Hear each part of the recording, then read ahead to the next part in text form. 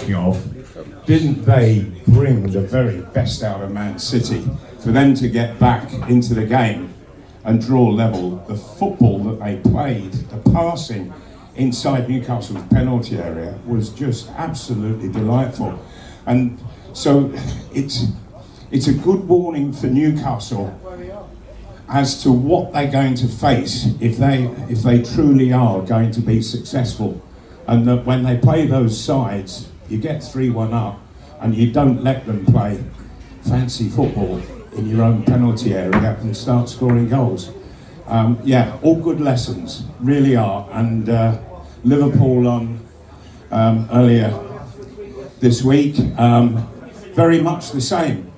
I thought Newcastle were absolutely brilliant in the way that they played, and well led by Isak up front. What a debut from him. I thought he was absolutely fabulous. It's a shame that he couldn't withstand the full 90 minutes, but of course he's not played for a while, so you can understand that there was a point where he had to come off. And Newcastle sorely missed him. And I'm looking forward to seeing an awful lot from him. By heavens, he really is something very, very special. So well done, Eddie Howe, in that. But also, I was absolutely furious and livid with the second goal that he scored, that it was disallowed, and that they've actually admitted that they couldn't tell whether he was onside or offside, Isak, and so they looked at the shadows of him and the defender, and they based their decision on shadows. Oh, come on now, you know. I thought he was offside because he had a hair that was a bit too long on his leg, for heaven's sake. But no, it was his shadow. That'll teach him to be 6'4". Yeah. But I thought that Newcastle, considering that they had 5 players missing through the week against Liverpool, I thought they played absolutely superbly. I really did. Well done to all of them. And it was just a shame that they weren't able to hold on. But I felt a huge bias against Newcastle by obviously the people in Liverpool, but you expect that. But when the referee joins in, that's sickening. It really is. And he joined in with them, and I hate to see that. I really do. And can somebody please explain to me how there is 5 minutes added time that covers the whole of 90 minutes, and the referee was able to go to almost another 5 minutes, saying that there was 5 minutes of added time in the 5 minutes of added time. That is so stupidly ridiculous that I really do feel that the footballing authorities should seriously look into this issue, because Liverpool, just a bit earlier in the game, they were actually time wasting as well. Oh, but it's Anfield, so let's forget about that, shall we? We'll just look at what Newcastle are doing wrong. And everybody time wastes, for heaven's sake. You look to wind the clock down, and it's an accepted part of football. But when you get a referee who says, well, it's okay for them to do it, but you can't do it, that to me, I'm afraid, tells me that there is something seriously afoot in the refereeing standards in this country, and that should be looked at. As the saying goes and the song goes, Nick Pope in the middle of our goal. Wow, he's made quite an impression, hasn't he? Got a song already, and yeah, he's putting in some really good performances, and I think the confidence showed even against Liverpool the other night when Jamal Lascelles came in, and I remember, well, walking up to Anfield and everyone saw the team, people were just groaning when they heard Lascelles was playing. Couldn't believe it. But you know what? Even Lascelles grew in confidence having Nick Pope behind him. I thought Lascelles, and I have criticised him hugely here and elsewhere, hugely. But I thought that he really stood up to it at Liverpool, and he played well. He defended well. He wasn't looking for cover as he used to under Steve Bruce, and so this must be the Eddie Howe effect, and it's certainly working on Lascelles. If he can continue with that kind of form, then I can see what it was that Newcastle saw in him to bring him here in the first place. But the years that he spent under Steve Bruce, I'm afraid that he just fell apart. And Eddie Howe is making such a difference to so many players, all for the positive. And so it's always going to be interesting with Eddie Howe, just to see how much better and better and better Newcastle and all of their players get, whereas under Bruce it was watching players getting worse and worse and worse. So it's a lovely, pleasant change. And Nick Pope, do you think he could be the England goalkeeper going into the World 100%. Cup? I'd be very surprised if he isn't. He is absolutely superb at the moment, pretty much stopping everything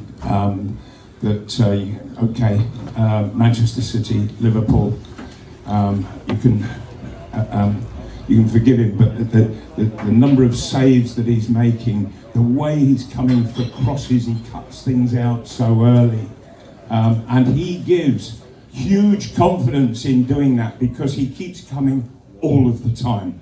And so the back line, they can rely on him without having to look over their shoulders and hope, which is what they've done for a number of years with other goalkeepers. You know, Dubravka sometimes comes and then he doesn't. And centre halves need positivity from the guy behind them, between the sticks. And Nick Pope does exactly that. And it's what Newcastle need, and it's certainly what England need as well. Social media is not really a good benchmark for these kind of things, but I have seen a few people whinging about the transfer window. Can we whinge about that transfer window with what we've brought in? Well, no, we can't. For one, I think there's been some really good players come in. Pope has come in. They've made Target a permanent player, and then Botman and Isak. My word, I'd like to see somebody try and complain about him. But Newcastle, they are only allowed to spend so much, so they had to do some clever wheeling and dealing even to get the Isak deal through, which they did, but they couldn't go any further, really. It would have been nice if we could, but that wasn't the case. But what they haven't done is ridiculously overstretch the mark to put a dampener on the next transfer window. There is going to be further space and money there for the team to still yet be improved. And there is a lot of improvement still to make. I would think is how the board and the manager are thinking, you know, that it, but when you think of what we were watching just 12 months back, the improvement is absolutely immense. It really is. And we had to watch that shit for 14 years, for heaven's sake. You know, what a lovely surprise.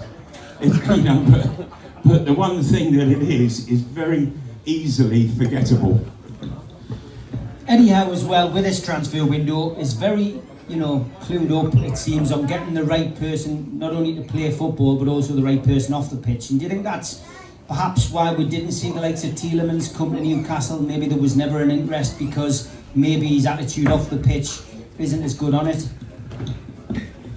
Quite possibly, yeah. That these people, they get to know the word that goes around within the game, and so they will know and understand a lot more than we can about the character of players, the personality of them, those who really give it 100% and those who don't. And so the one thing that I think Eddie Howe and the director of football, what they want are 100% dead, genuine, top-class players.